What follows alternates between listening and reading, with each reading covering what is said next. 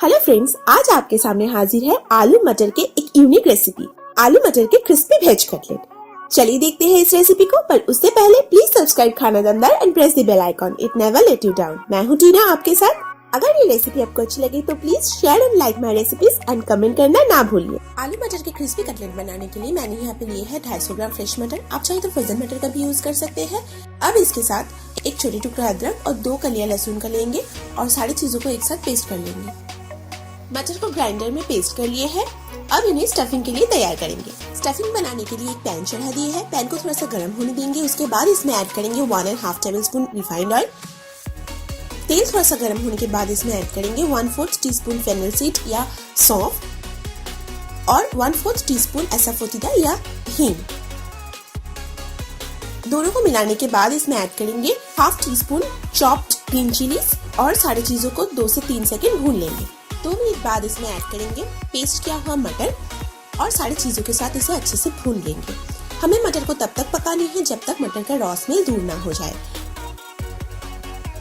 3 से 4 मिनट मटर के पेस्ट को अच्छे से पकाने के बाद इसमें ऐड करेंगे नमक स्वाद अनुसार, 1/4 टीस्पून शक्कर, 1/4 टीस्पून हल्दी पाउडर और 1 टीस्पून रोस्टेड पाउडर। इसमें है साबुत जीरा या क्यूमिन सीड, साबुत धनिया या कोरिएंडर सीड और बे लीफ। सारी चीजों को तवे में ड्राई रोस्ट कर लिए है। उसके बाद इसे स्मूथ पाउडर बना लिए है ग्राइंडर में। सारी चीजों को मिला लेंगे और अच्छे से 2-3 मिनट फिर से भून लेंगे।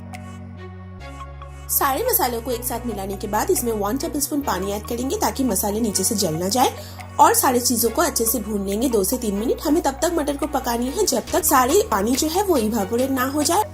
मटर के पेस्ट पैन को छोड़ने लग गए हैं। अब हमारा स्टफिंग रेडी है। अब इसे ठंडा होने के लिए रख देंगे।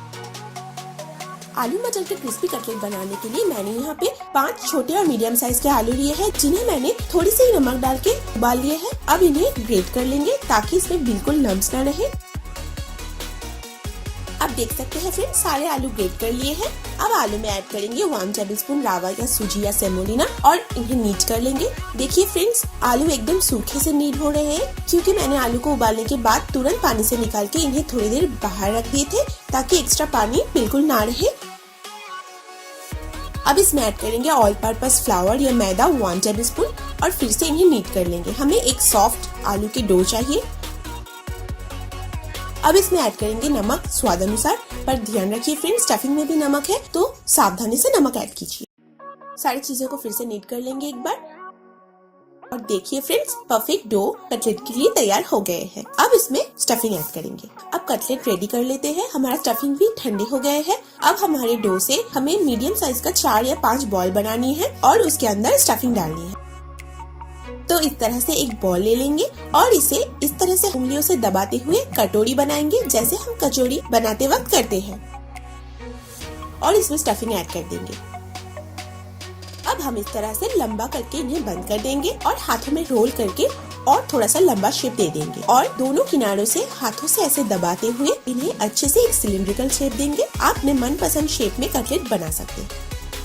तो फ्रेंड्स, सारे कटलेट बना लिए हैं। देखिए मेरे पास इतना स्टफिंग भी बच गया है। इस स्टफिंग को एयर टाइट कंटेनर में भर के 2-3 दिन तक रेफ्रिजरेटर में रखा जा सकता है। फ्रेंड्स, अब है फाइनल स्टेज। यहाँ पे मैंने लिए है 2 टेबलस्पून कॉर्नफ्लावर और उसमें ऐड किए है 3 टेबलस्पून पानी और इसे एक घोल बना लिए है।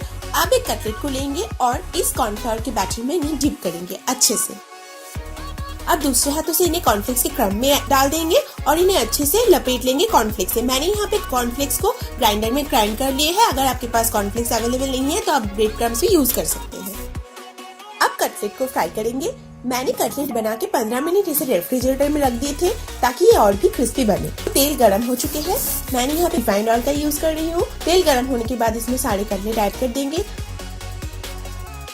अब सारे कटलेट को लो टू मीडियम फ्लेम में हमें तब तक फ्राई करना है जब तक बाहर से ये चारों ओर से गोल्डन ब्राउन ना हो जाए। बीच बीच में हमें कटलेट को फ्लिप करना है और उसके बाद एक स्पून से गरम तेल उठा के कटलेट के ऊपर ऐसे डाल दीजिए तो ये अंदर से भी बहुत अच्छी तरह से पक जाएंगे। अब चारों ओर से अच्छे से फ्राई होके कटलेट रेडी हो गए हैं। अब इन्हें टिश्यू पेपर में निकाल लेंगे। तो फ्रेंड्स, आपके सामने हाजिर है क्रिस्पी आलू मटर के वेज कटलेट, जो बाहर से एकदम क्रिस्पी है और अंदर से जूसी है। मैं आपको तोड़ के दिखाती हूँ ये अंदर से कैसे बने हैं। देखिए, आप इस रेसिपी को जरूर ट्राई कीजिए और एंजॉय। Thanks for watching.